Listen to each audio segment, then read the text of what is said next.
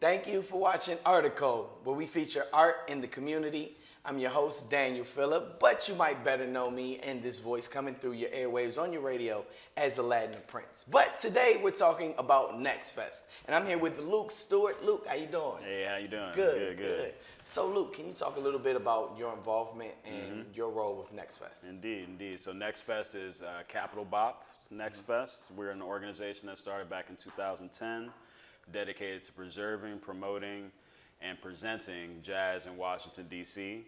NEXTfest is our second annual festival that we're promoting ourselves. We've done a lot of work with the D.C. Jazz Festival, but this is our opportunity, our moment to present our work, but also present the work of DC's beautiful legacy of music, history, and culture, all in the same place. So we are a jazz organization, but we're really happy to be working with Long Live Go-Go and with the Josephine Butler Park Center to bring together a total package, a complete look at what DC music, what black music is in DC here. So. And it all needs to be presented together so that people can see the connections and see where the music can take them further in the community. Nice.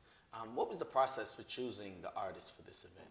So the process was, again, we're very close to the jazz community here in Washington, D.C. and also elsewhere, because D.C. is a very special place, a very special hub for jazz, for black music, black American music within the context of the greater industry, the greater world, the greater community. So DC holds a very special place within that. So we try to firstly dedicate a lot of time to local DC jazz musicians, but also we're bringing in musicians like William Parker and Ben Lamar Gay from New York and Chicago to, again, bring that connection and that context to light as DC's music community exists in the greater context of the conversation around music. And then we also have, we wanted to make sure to have a good showing of go-go. Obviously, DC's indigenous music, you know, an important statement also to bring these communities together, to bring these audiences together that in DC is so segregated in terms of the aesthetics, the musical aesthetics, the musical cultures. A lot of times jazz and go-go don't mix. A lot of times go-go and you know, R&B or something like this don't mix like that. Sometimes these communities are separate. So we want to bring them all together in one beautiful celebration of DC. Now, speaking of the rich history of DC, right? You have Duke Ellington, of course, to Chuck Brown. Of course. Just speak a little bit about, you know, just this marry of jazz and go-go and how it's been the foundation of the city for ages. Absolutely, yeah. DC. I was just listening to the station. One of our media partners is WPFW, as well as the HU, and they were talking about how somebody was remarking that DC. While yes, it's a go-go town, but DC at its root is a jazz town. Right. You know, at a certain point, there were so many, throughout its history, there have been so many jazz clubs that have championed local musicians and bringing national, international musicians through on a regular basis to sort of interact with the community here. So the legacy runs very deep in terms of black music in general. Of course, here at Howard University, having the radio station being a champion early on of the concept of 360 degrees of black music. So we try to continue that legacy. We take those lessons also from the history of DC, and we try to continue to push that forward. Now, as we see in the city change, there's talks of statehood, DC becoming or possibly becoming the 51st state. What's the importance of artists and how do they play a role in music and in activism?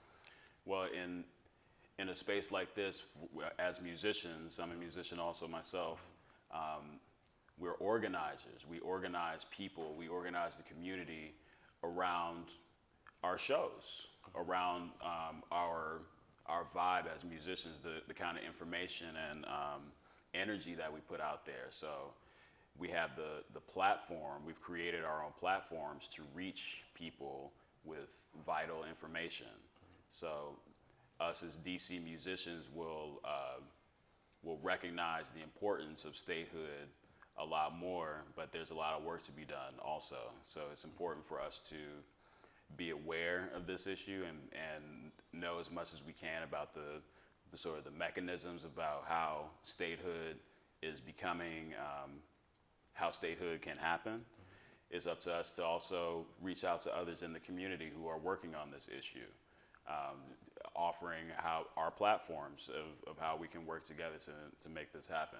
And I think the musicians and artists that are involved here at NEXTfest, the staff here at Capitol Bob, we're definitely dedicated to statehood for DC and also liberation in general for the DC community. And finally, why do you feel that music is important in activism in this space, and especially in DC? Yeah, again, it's an organizing space, specifically jazz and go-go and other forms of black improvised music specifically, holds a special power within the context of music in general. That immediacy, that urgency, that vitality that is within the music in general, that is innate to the music. In order to make the music, you have to come from this mindset. So it has the power to lift up the consciousness. It has the power to expose people to things that haven't happened before, quite honestly.